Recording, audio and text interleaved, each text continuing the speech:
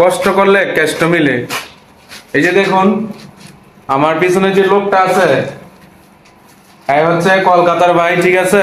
আগে কিন্তু হেল্পার ছিল, এখন বর্তমানে সে এখন টাইস বড় মিস্ত্রি হয়ে গেছে।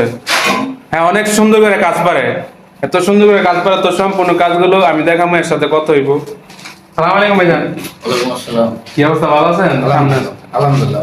ও, তা কুয়েতের মধ্যে কয় বছর হয়েছে? আজ মোটামুটি 3 বছর হয়েছে। 3 বছর। 3 বছর। তো প্রথম তো কাজ জানতেন না? না ভাই, প্রথম কাম জানতাম না, প্রথম হেল্পারই করতাম। তো প্রথম তো আপনার অনেক কষ্ট হয়েছে। ও অনেক কষ্ট মানে অনেক কষ্ট।